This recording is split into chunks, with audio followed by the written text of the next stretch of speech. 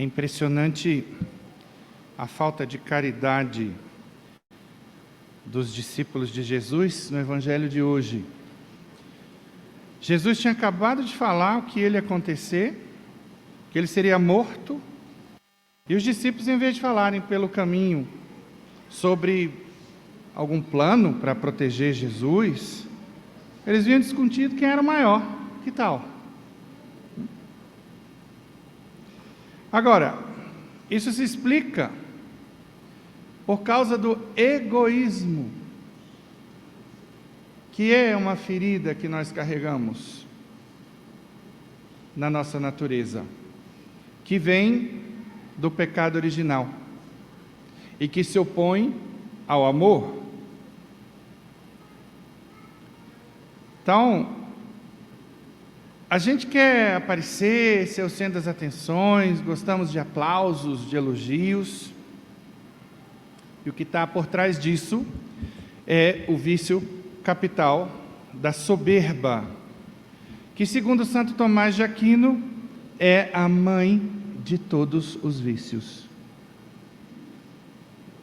Soberba, como diz ele na Suma Teológica, é o desejo desordenado de excelência própria, que leva à arrogância, à desobediência a Deus e à falta de humildade.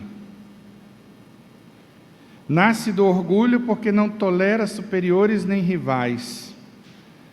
Seu objeto são, sobretudo, as qualidades brilhantes dos outros, mas podem ser até as virtudes alheias. E aqui eu estou falando já da inveja, que é um subproduto, um vício, filhote da soberba. Nós vemos acontecer a inveja onde quer que nós circulemos. E é triste ver a inveja também na igreja.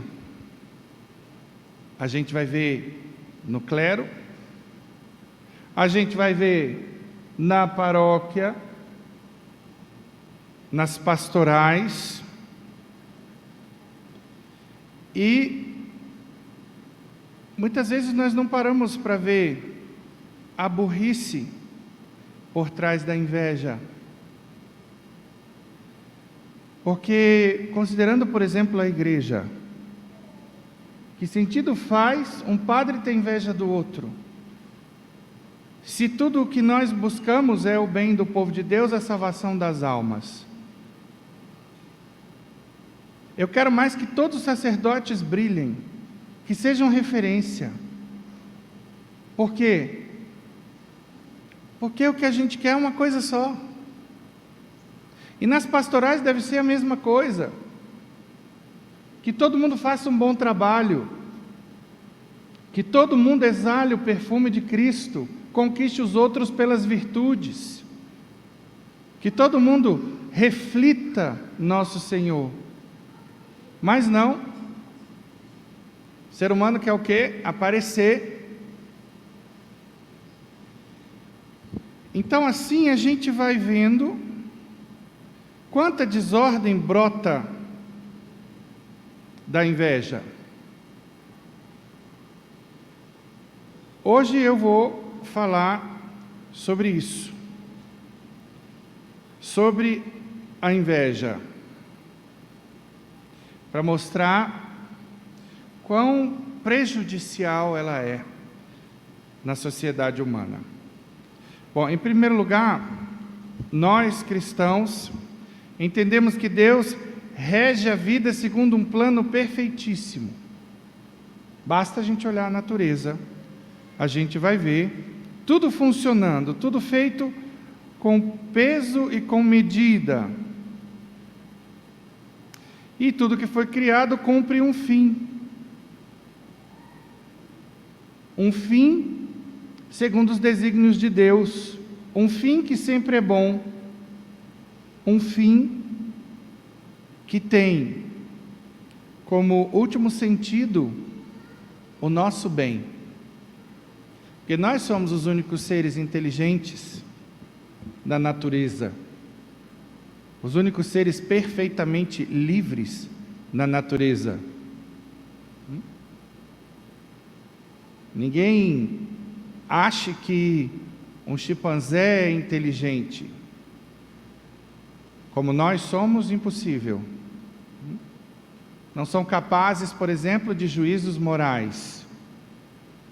Cada ser tem instintos que os orienta para o seu próprio bem, para a sua própria sobrevivência, para cumprir a sua essência. Em outras palavras, para serem perfeitos conforme pensados por Deus.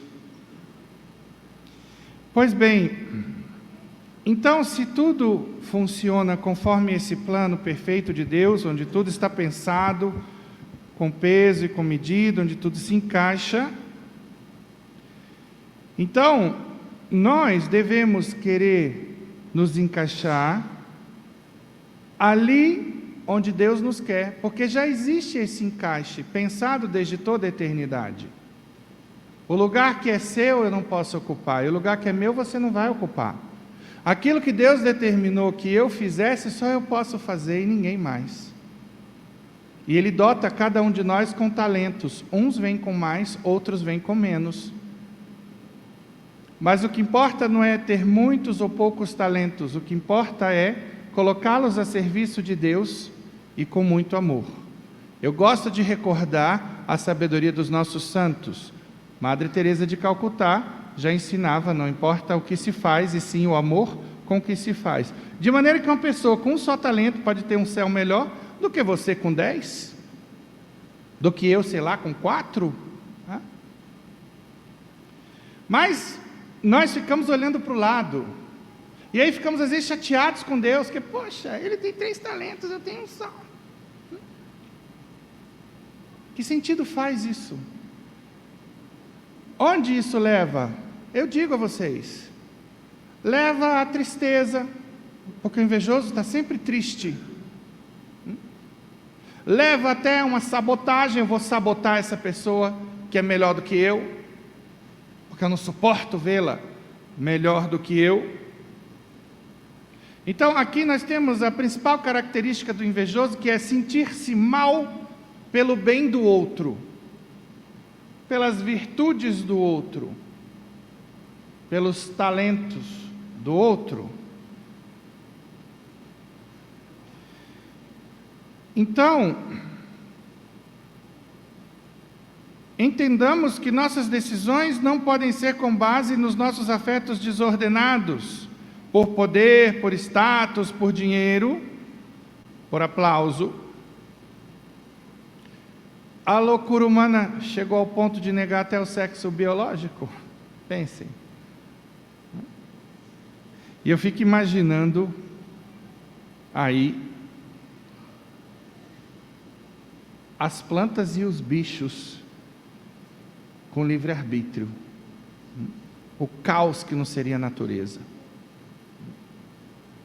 Você vai no seu pomar, colher uns morangos para comer, o morango se revoltou, se cansou de ser morango e decidiu ser jaca. Já pensou? Não, chega de ser pequeno, vermelho, eu quero ser jaca. Exalar o perfume da jaca. Belo dia você chega lá para fazer um biluzinho no seu shih tzu, e o shih tzu resolveu virar gato. Pois é. Então, assim nós começamos a entender a importância de precisar nos encaixarmos e querer nos encaixarmos ali onde Deus quer.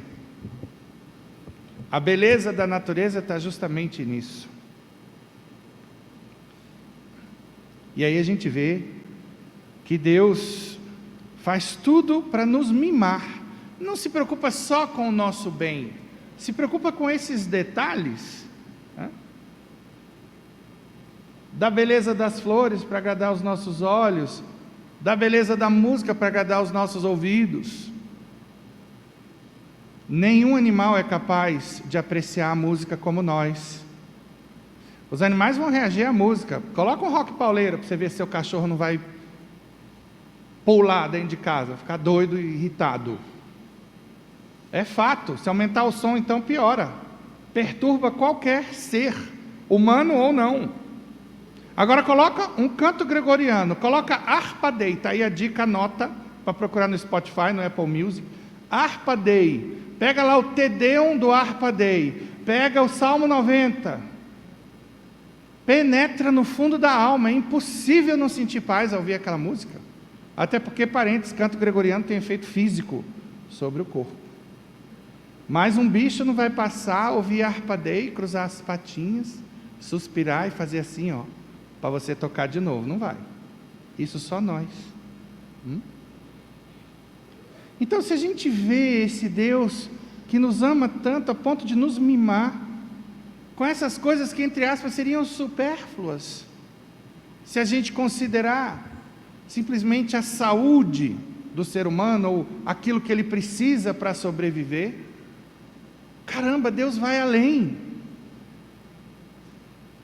E assim nós temos tantas coisas belas que nos edificam, que nos engrandecem, que nos enriquecem, como a poesia, como a própria gastronomia, é ou não é ou não é? Não bastasse a delícia de uma manga, não é? Sei lá, o sabor agradável de um tomate.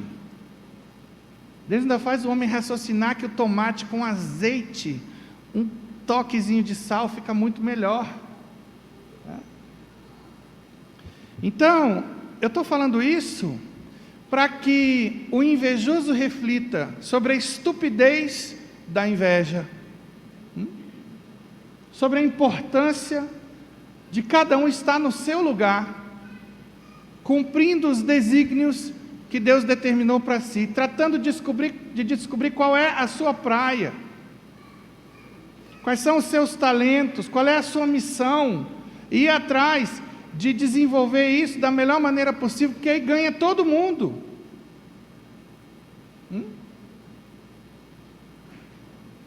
Esse é o ponto.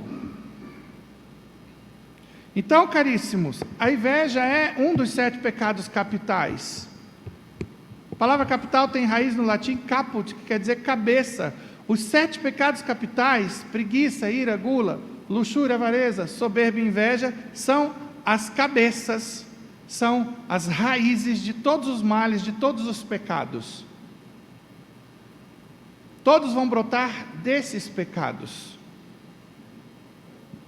que, como eu já tive a oportunidade de falar anteriormente, uns residem mais no corpo, como a preguiça, a gula e a luxúria, e outros na alma, como inveja, soberba e a ira. E a avareza, ela pode ter uma motivação corporal ou espiritual. Então,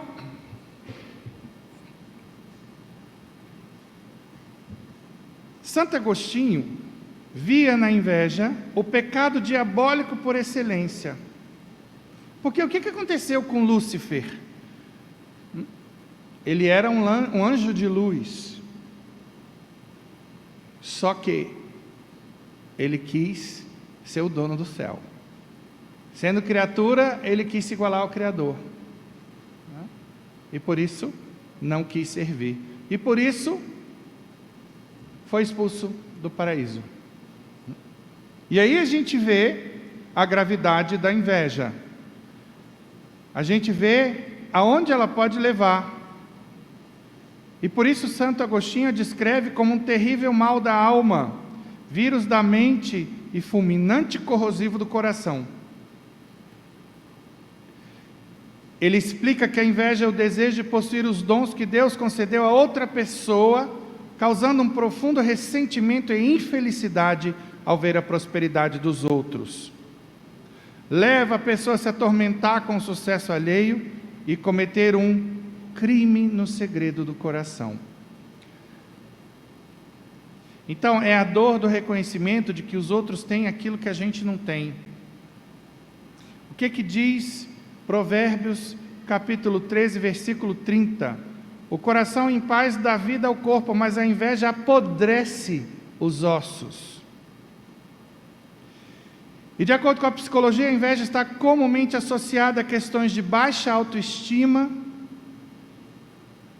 e baixa autoconfiança. Nesses casos, a pessoa fica mais vulnerável a comparar-se com o outro e a perceber-se em uma posição de inferioridade, o que leva a desejar o que a outra pessoa tem ou foi capaz de conquistar. E aqui eu abro um parêntese para um erro comum, que é a diferença entre inveja e emulação. Muitas vezes as pessoas chegam no confessionário falando que sentiram inveja e sempre eu pergunto: você se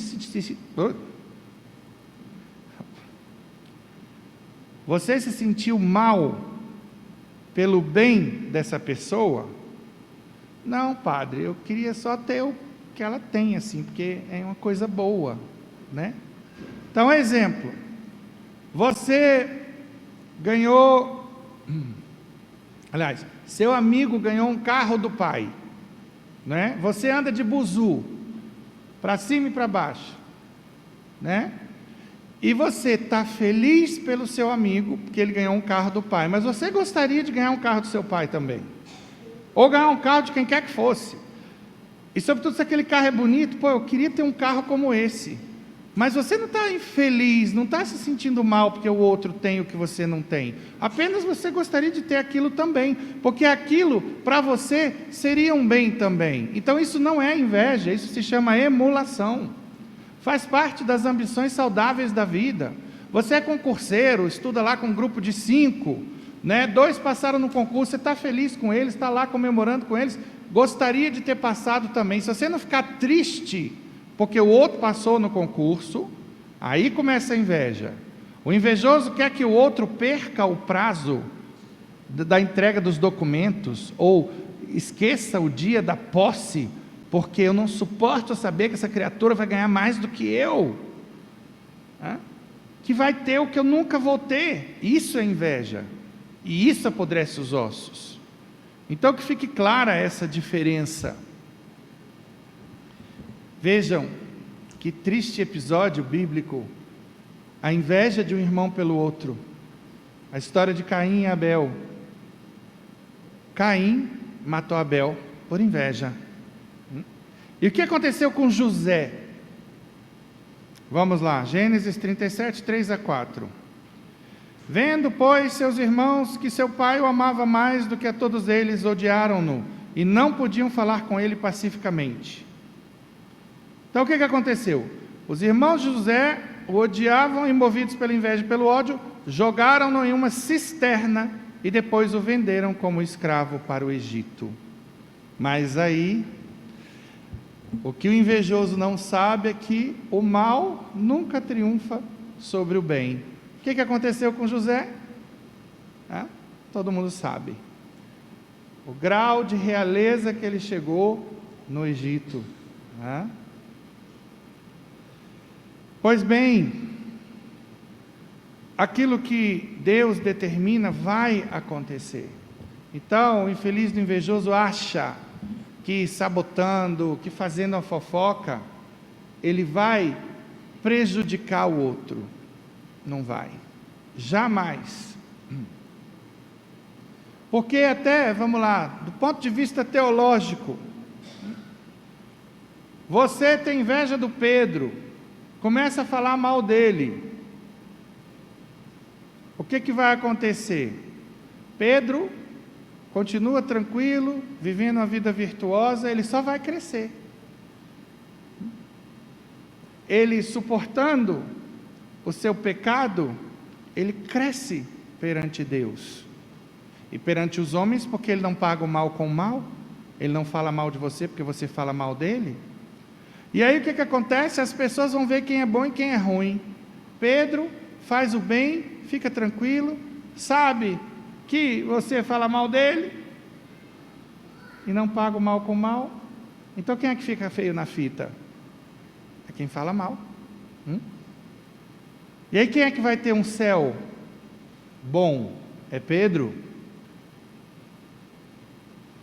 Então, meus irmãos, aí nós começamos a ver a questão dos critérios. Porque os critérios do invejoso são critérios humanos. Ele vive em função daquilo que é importante, entre aspas, aqui na terra, que é a fama, o poder, o dinheiro, né? Que as pessoas gostam, o critério de felicidade do homem, da mulher mundana. Ao passo que os santos têm outros critérios, eles vivem olhando para cima, orientados para o céu. O que importa para eles são as virtudes. O que importa para eles é estarem bonitos na fita de Deus e não na fita dos homens. É agradar a Deus e não agradar os homens. E por isso, Santa Teresinha repetia: eu sou o que Deus pensa de mim. Essa era a base da autoestima de Santa Teresinha. Então, uma pessoa dessa não vai se preocupar com fofoca, com nada, nem com calúnia. Esses dias, conversando com um amigo que estava caluniado, eu disse para ele isso: meu irmão, você sabe do que você é capaz. Você sabe que você tem as mãos limpas. Então você não tem que se preocupar, isso tudo vai passar. Ofereça a Deus, reze pelo seu inimigo, não é isso que a Bíblia manda? E assim você vai crescer perante Deus. Quem conhece você sabe do que você é capaz. Sabe que você não fez nada disso? E a fonte da paz interior qual é? A consciência tranquila. Quando é que a gente vai ter a consciência tranquila? Através do dever cumprido, sabedoria de São Francisco de Assis. Então pronto, dane-se o mundo, falem o que quiserem, seja mais você, preocupe-se em estar bem perante Deus. Infeliz é o homem que se preocupa com o que estão dizendo, com o que estão falando. Isso não é justo que digam isso de mim. Você vai morrer seco e jamais vai conseguir que as pessoas lhe admirem, lhe aplaudam e achem que você é fofo e bonito. Sempre vai ter gente que vai achar a gente mais do que a gente é, inclusive vão colaborar com o nosso orgulho, vamos dizer assim, né? E gente que vai rebaixar, gente que vai achar o que você é, vai ter a direita, a esquerda e no meio vai ter todo mundo. Se Jesus não escapou dos maus juízos, das calúnias, é você que vai escapar? Sou eu? Não. Então isso é uma loucura que tem adoecido muita gente. E um ponto aqui a esclarecer também é a questão do ciúme, que muitas vezes se confunde com a inveja. A inveja se refere ao bem de outrem e o ciúme se relaciona ao medo da perda do próprio bem. Agora, o que está por trás do ciúme? Apego. Marido ciumento, apegado à mulher. Normalmente são pessoas inseguras, autoestima baixa. Aí de novo a gente volta para o que eu falei lá no início, que é o que a psicologia explica, que está por trás.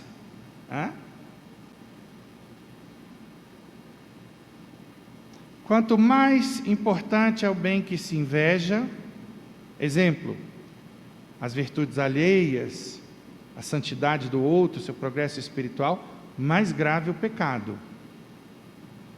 Inveja consentida, aquela inveja que sabota o outro, que é atuante, é pecaminosa e é gravemente pecaminosa. Então, cuidado que uma coisa é a tentação de inveja. A pessoa tem aquele primeiro arrobo, está começando a se sentir mal pelo aplauso que o outro está recebendo, mas na hora ela reconhece. se é uma tendência espiritual que ela tem. Aí ela já começa a falar: Senhor, tira isso do meu coração. E aí ela vai lá e cumprimenta o invejado: parabéns, você merece. Eu não tenho pecado de inveja aí, eu tenho a tentação de inveja. Eu não deixei ela se instalar, ela não se transformou em atos de sabotagem, de maledicência. Então muito cuidado, porque uma coisa é o pecado e outra coisa é a tentação. A tentação não é pecado, e desde que o mundo é mundo, nós seremos tentados de acordo com as nossas fraquezas. O diabo nos conhece, e ele vai tentar cada um ali no seu ponto fraco. Cabe a nós o combate, cabe a nós não consentir. Então, a inveja é uma espécie de revolta contra Deus que não me concedeu o bem do outro, aquilo que eu invejo naquela pessoa, seja um bem material, seja uma virtude. E qual é o nosso grande desafio? Não é o amor?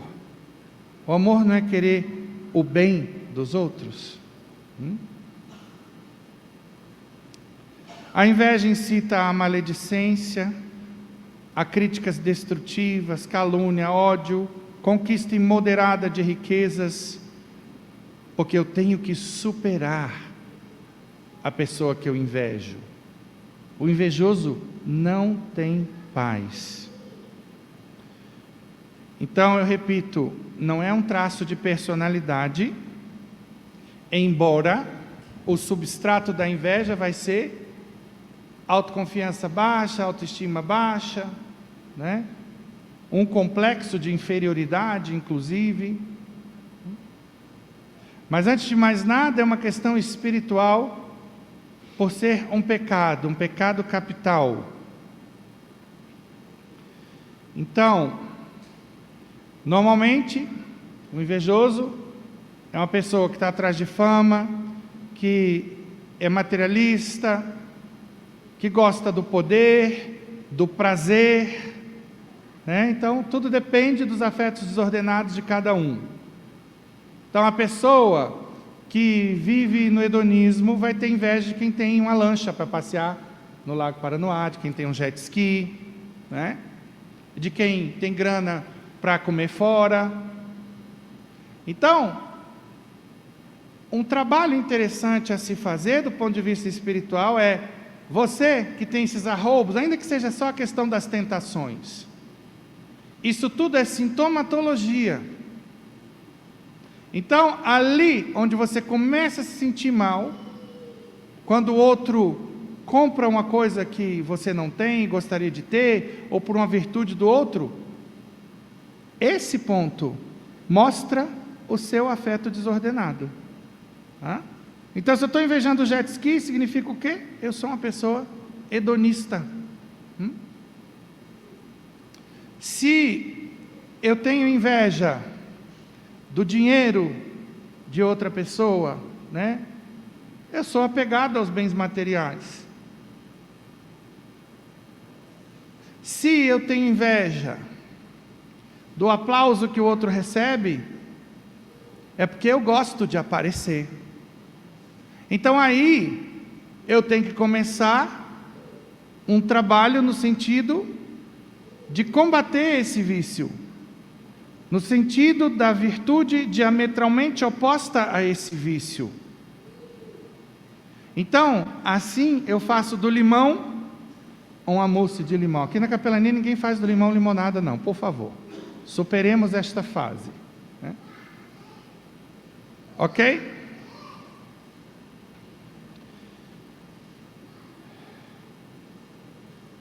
Então, em outras palavras, o santo busca o céu e quer todo mundo no céu. E vai colaborar para que todos cheguem ao céu. E vai se sentir muito feliz por ver virtudes, dons, prosperidade na vida dos outros. Alegra-se por todos aqueles que contribuem para a salvação dos irmãos e colabora com eles. E aí eu queria chamar a atenção de vocês para a questão das redes sociais. Por quê?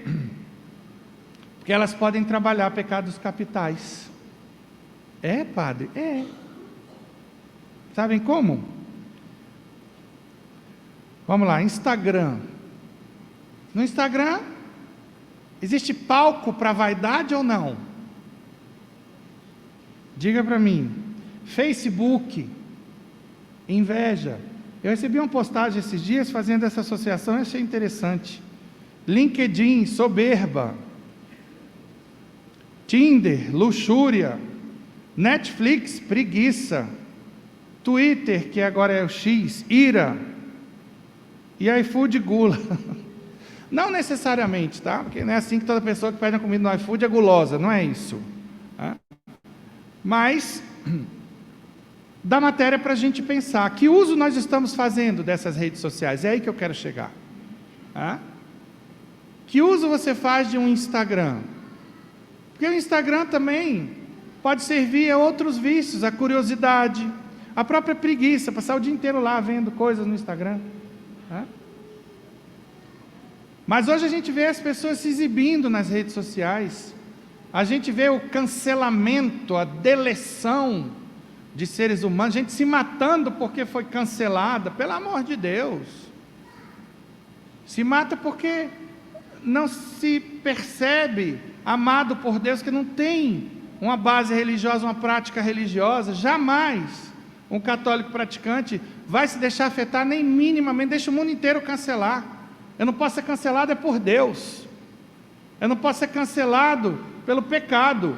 Esse é o cancelamento que a gente tem que ter medo. Tá? Porque o pecado cancela o meu céu.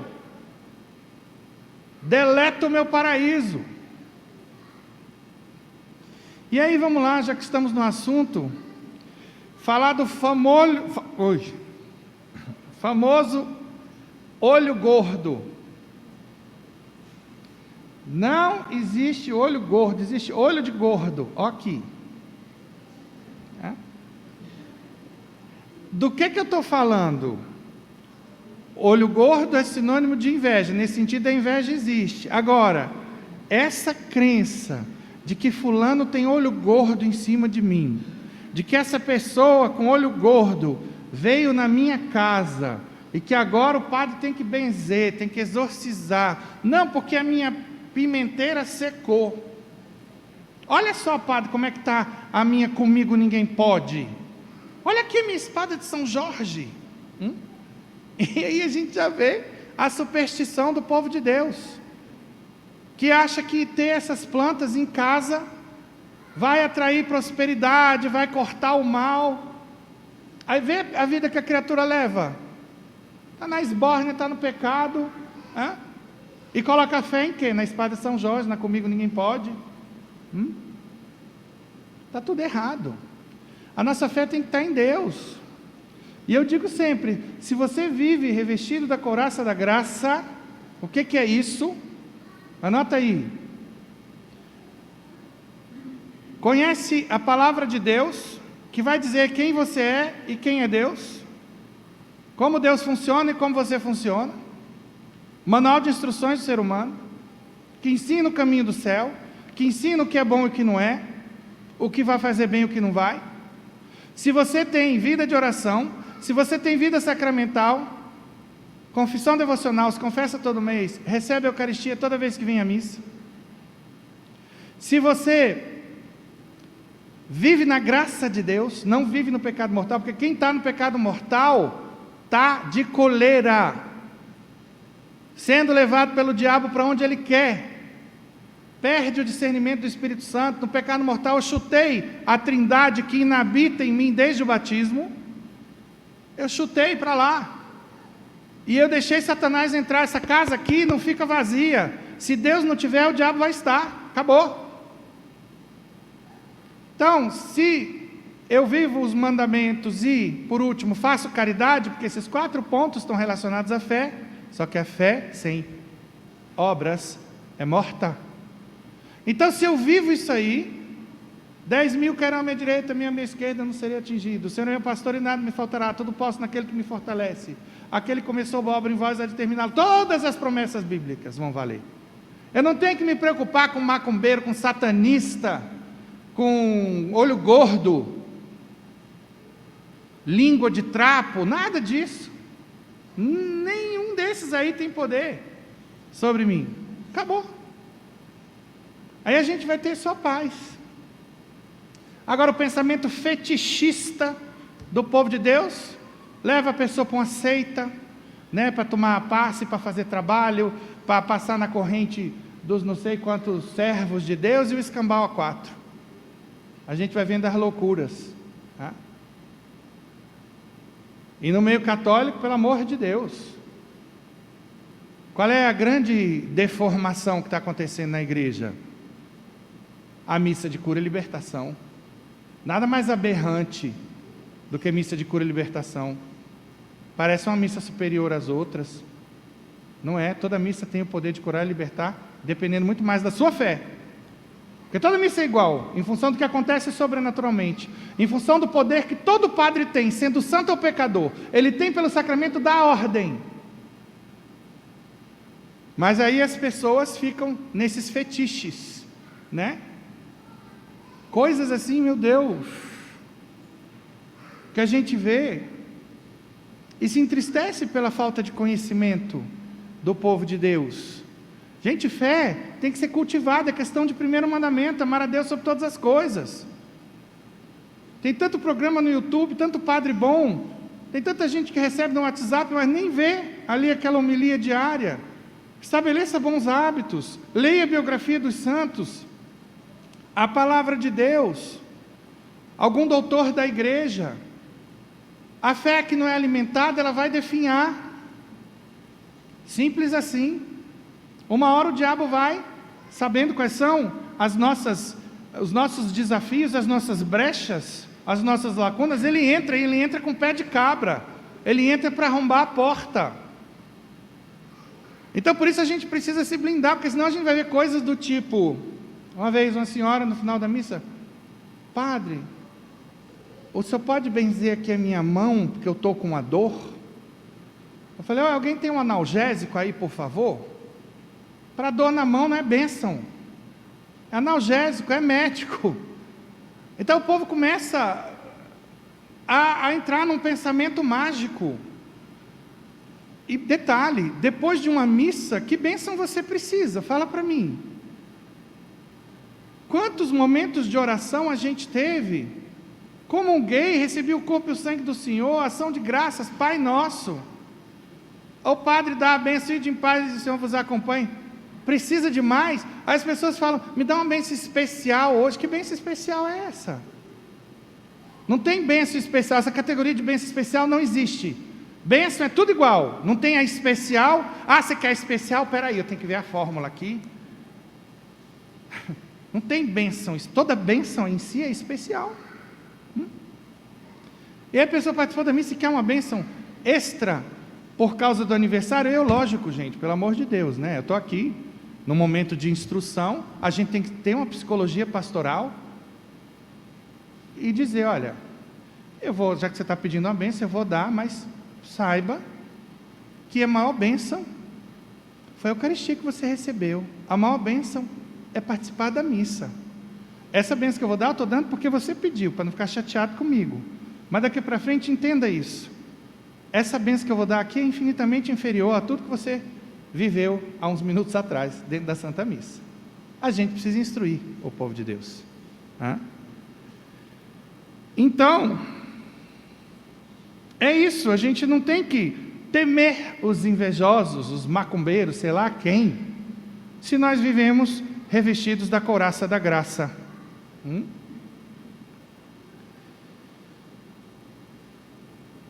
Remédios, para terminar. Então, em primeiro lugar, se você tem um arrobo de inveja com relação a alguém, você, na mesma hora que sentir isso, comece a rezar, dizendo, Senhor, tira isso do meu coração. Senhor, eu estou sentindo isso, porque no fundo eu reconheço que essa pessoa é competente, Por exemplo, que ela é caridosa, que ele reza melhor do que eu, que ele prega melhor do que eu, sei lá o quê. Então eu rezo pedindo bênçãos para essa pessoa, pedindo a virtude da humildade, pedindo que Deus mantenha o inimigo longe de mim, e agradecendo porque me mostrou esse afeto desordenado na minha alma. Depois coloque isso em confissão, embora, mais uma vez, eu falei de tentação de inveja. Na confissão eu só coloco a inveja consentida, porque tentação não é pecado. Todos nós seremos tentados. Sempre pegue as pessoas que você inveja, se é o seu caso, e reze por elas. Em primeiro lugar, tudo aquilo que você inveja na pessoa, é o dinheiro que ela tem, é o poder que ela tem, é porque ela fala bem, é a beleza física. Você vai pedir: Senhor, que o fulano tenha cada vez mais o poder de encantar as pessoas pela conversa, mas sobretudo ele encante essas pessoas para vós. Senhor, que esse dinheiro que o fulano tem, ele tem ainda mais, sobretudo para servir os irmãos, para ajudar na igreja, por aí vai. É uma maneira de combater a inveja, rezando pelo invejado e pedindo aquilo que a gente inveja nele.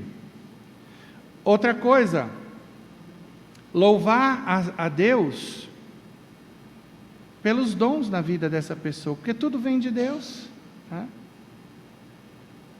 E sobretudo, se trata de dons espirituais, é uma pessoa boa, então eu vou agradecer a Deus porque colocou uma pessoa boa no meu caminho.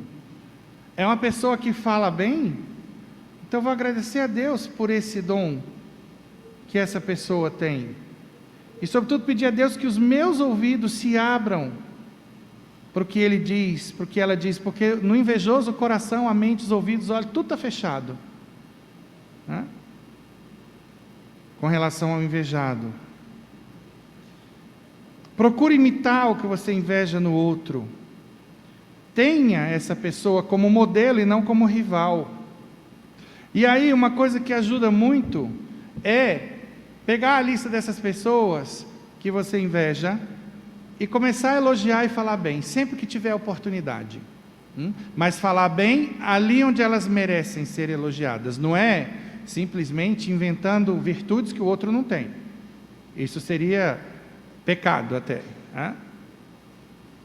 É simplesmente pegar aquilo que me incomoda, que no fundo é algo bom que eu vejo, e exaltar. Nossa, como o fulano fala bem. Não, ele é uma pessoa que sempre, eu vejo, está sempre disposto a ajudar. Se você vê isso na pessoa, é exatamente isso que você, que lhe incomoda no outro. E lá no fundo é por quê? Porque eu não estou disposto a ajudar ninguém, eu invejo quem ajuda. Eu queria ser assim, não sou. Então esse é o caminho, o que Santo Inácio de Loyola chama de agere contra, que é agir contra aquilo que é a nossa tendência pecaminosa, atuando no polo oposto, ou seja, trabalhando a virtude oposta a essa tendência pecaminosa. Então sempre que puder, naquela virtude, naquele ponto que você inveja, citar essa pessoa como exemplo. E por último, e não menos importante, um exercício espiritual fantástico, chamado ladainha da humildade. A ladainha da humildade vai trabalhar o agere contra, especialmente contra os 3 pecados capitais que residem na alma: a soberba, a inveja e a ira. Mas uma vez que a humildade é a mãe de todas as virtudes, assim como a soberba é a mãe de todos os vícios, uma vez que não existe amor sem humildade, e a humildade vai participar de várias virtudes, por exemplo, outra que é a outra perna, por assim dizer, do amor, que se chama paciência. Paciência é diferente da humildade, mas não existe paciência sem humildade. Toda pessoa paciente é necessariamente humilde, sim ou não? Porque na paciência eu tenho dois aspectos. Primeiro, suportar os defeitos do outro, que é a tolerância. Ou esperar, é outra característica da paciência. Esperar o tempo de Deus. Então aí eu estou sendo humilde, porque eu entendo que o tempo é de Deus e não meu. É quando Deus quiser e não quando eu quero. Tá? Então aí a gente vai ver a necessidade da humildade. Tá? Então, quem não conhece, procure lá na internet, lá no nosso guia devocional, entre no site www.parocacbmdf.com.br, você vai ver. E aí, a ladainha começa como todas as ladainhas: Senhor, tem de piedade de nós, Cristo tem de piedade de nós, e de repente, começa: Jesus, manso e humilde de coração, fazei o nosso coração semelhante ao vosso. Porque a única vez que Jesus fala das próprias virtudes, é aí onde ele diz: aprendei de mim que sou manso e humilde de coração. Então, se ele manda aprender dele, significa que isso nós temos que pedir a Deus. Então a ladainha já começa com o pé direito. E aí vem a primeira parte da ladainha, que fala dos desejos desordenados que nós temos. E quais são os desejos desordenados? Do desejo de ser estimado, livrai-me, Jesus. Do desejo de ser amado, livrai-me, Jesus. Ai, padre, mas é ruim eu querer ser amado? É normal a gente querer ser amado. Mas o problema é que querer ser amado deve ser indiferente para mim. Não é pecado eu gostar, eu me sentir bem, se alguém faz algum gesto de amor comigo. É natural que você se sinta bem se fizerem algum elogio. Mas cuidado, sempre que receber um elogio, remeta na mesma hora para Deus. E você pode até dizer, se fala assim: nossa, como você cozinha bem. Ah, louvado seja Deus, obrigado, fico feliz fico feliz que a minha comida lhe agrade, por exemplo. Alguma coisa assim. Por quê? Para eu não alimentar a soberba, porque o diabo facilmente começa a se valer desses vários elogios que eu recebo nesse campo, para eu me achar, né? O cara, a culpa do lava-pés, o violino de Mozart, a pulga da Lessie. Quem lembra daquela cachorra Lessie da década de 70? Imagina a pulga dela. Tem gente que começa a se achar, né?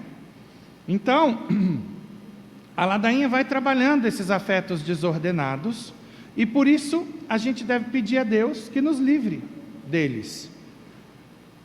Do desejo de ser procurado, livrai-me, Jesus. Do desejo de ser louvado, livrai-me, Jesus. Do desejo de ser honrado, aí depois vem preferido, consultado, aprovado, adulado. Que a gente gosta disso. A natureza é caída. E aí a gente pede a Deus para nos livrar. E aí depois, né, primeiro tem os afetos desordenados, no segundo bloco vem o quê? Os temores descabidos. Porque quem tem fé não teme nada nem ninguém. Eu vou ver até aqui, tem uma frase do Padre Pio que fala exatamente sobre isso. Vou ver se eu consigo recuperar. Enfim, no final das contas, o resumo é que o Filho de Deus, a Filha de Deus, não vai jamais ter medo de nada. Deixa eu ver se eu consigo recuperar na fonte. Que rufem os tambores. Não. Bom, deixa quieto. Depois eu posso ver, quem quiser me procura no final da missa, a gente vê. Mas o resumo é esse. Não cabe medo na vida do cristão. Vai acontecer, a gente vai ter aquele arrobo, aquele primeiro momento, sim, as borboletas no estômago, né, como dizem os ingleses, né? Eu acho essa expressão interessante. Isso é normal, mas o medo não pode tomar conta. Se a gente não deve temer nem a morte. Os primeiros cristãos iam para a boca dos leões, cantando hinos. Por quê? Porque tinham fé, não tinham medo de morrer. O que é próprio do medo é temer o desconhecido. A morte não é desconhecida para nós, então eu vou temer a morte. E o que de pior, entre aspas, pode acontecer ao homem é perder a própria vida. Só que para nós a morte é o quê? Lucro. Quem não achar que a morte é lucro, está com problema de fé. Tem que achar que a morte é lucro. Porque a gente vai para uma vida melhor do que essa ou não? Então, estão vendo o problema? Então a gente não tem que ter medo de nada. Quem confia na providência divina vai ter medo de quê? Quem confia na justiça de Deus? Quem confia na bondade de Deus? Medo de quê? E a sociedade hoje está doente. Por quê? Porque não tem fé. Minto, tem fé. Tem, mas é uma fé defeituosa. Quando a gente fala não tem fé, é no sentido de dizer que há um defeito nessa fé. Tem muita gente devotíssima, mas com fé defeituosa. A criatura reza, é mil Ave Marias, e sai da novena e vai para outra, e acorda às 4 da manhã com o Frei Gil, se reza e quaresma de São Miguel para lá e para cá, e tem medo. Essa fé está defeituosa. O problema vem pelo lado da ignorância da Sagrada Escritura, ou a falta de uma certeza de que aquilo que a Escritura diz é verdade, que vai ser daquele jeito. E aí marca um horário e a gente conversa. Mas não deixa esse medo corroer você. E aí as pessoas vão procurar a solução para o medo onde? Rivotril frontal. Frontal com Rivotril. Vocês já viram essa musiquinha? É Prozac, né? É remédio. Não vai resolver. Vai se entupir. Você pode tomar na veia, por todas as vias, e não vai resolver. Porque esse problema não é bioquímico. Ele é bioquímico como consequência de um problema que é espiritual, e ele vira um problema psicológico, e aí todo tipo de emoção desencadeia uma bioquímica no organismo. Aí sim eu tenho problema bioquímico. Mas onde começou a questão? Lá no espírito. Se eu não resolver a raiz, essa bioquímica vai continuar me apodrecendo, me adoecendo. Esse é o ponto. Pois bem, segundo bloco da ladainha está lá. Do temor de ser humilhado, livrai-me, Jesus. Do temor de ser desprezado, rejeitado, caluniado, esquecido, ridicularizado, escarnecido, injuriado. Olha aí. O ser humano que parar com esses afetos desordenados e com esses temores vai ser plenamente livre, vai viver no modo paz constantemente. Eu dou testemunho disso para vocês. Não tenho essas questões aqui não. Tenho, como ser humano normal, os arroubos vêm, as tentações acontecem. Aqui, moçada, não corre água benta não, aqui é sangue. Só que aí o que acontece? O conhecimento da fé me faz lembrar, aqui agora, alguém me esqueceu, e olha como funciona a ladainha da humildade. Alguém não me chamou para o seu aniversário. Digamos, é uma pessoa que eu prezo muito, que eu acreditava que tinha em mim um grande amigo. Aí vem aquele arrobo, poxa, me esqueceu, não me chamou. Agora na hora do pega para capar, procura quem? Padre. É normal, acontece, às vezes vem tum. Só que aí, na mesma hora, os elementos de fé chegam e dizem o quê? Cara, você é padre para quê? Para ser lembrado? Para ser paparicado? Para ser adulado ou é para servir? Aí vem todos os elementos do Evangelho. Quais são os elementos do Evangelho? Tem tanta coisa rica. Para rezar pelo inimigo, para dar outra face, para perdoar 70 vezes, 7 vezes. Escolhe aí, qual que você quer nesse leque, para resolver seu problema de magoinha, aqui e agora. Então, se os elementos de fé não servirem, a fé está defeituosa. Eu posso até, de repente, ter uma questão psicológica, cuidado, que há uma interação aí entre o espírito e a mente. Às vezes a mente, vamos dizer, defeituosa, por conta de complexo, de trauma, um tanto de coisa, pode atrapalhar o espírito, pode, o espiritual. Por isso a gente tem que dar atenção ao espírito, à mente e ao corpo. Agora, uma coisa eu digo para vocês, o espiritual sendo bem trabalhado, ele vai gerando saúde na mente e no corpo, porque é a instância superior do ser humano. E por isso a gente tem que investir muito aí. Então, o que é genial na ladainha da humildade é que quando você fica chateado, pai, porque seu filho não lhe consultou o padrinho de crisma, consultou todo mundo, menos eu que sou o pai, que botei essa criatura no mundo, que ralo, para sustentá-lo. Aí vem o anjo da guarda e vai falar no seu ouvido: como é que você reza na ladainha da humildade, bebê? Fala para mim. Aí você: do desejo de ser consultado, livrai-me, Jesus. Bora viver a coerência do que você reza? Deus está lhe dando aqui a oportunidade, e você vai ficar só no pedido? Que tal colocar em prática? Pronto, cala a boca, para de reclamar. Vida que segue, vira a página. É assim que funciona. De tanto rezar, a gente vai ter esses elementos aqui na cabeça. E na hora certa, e eu peço sempre para o meu anjo da guarda, digo: me lembre cada um desses pontos aqui da ladainha, na hora que a oportunidade se apresentar e eu estiver colocando por água abaixo por causa de algum afeto desordenado meu. Funciona, gente. Vão por mim. Então, o resumo da ópera é esse. O santo vai estar focado sempre no bem. E por isso ele vai ter paz. Porque eu desconheço o ser humano que seja infeliz fazendo bem. Eu desconheço o ser humano que fique infeliz quando ele vê o bem acontecer. Exceto o invejoso, né? Porque aí é um problema já. Mas via de regra, o bem é maximamente apetecível, né?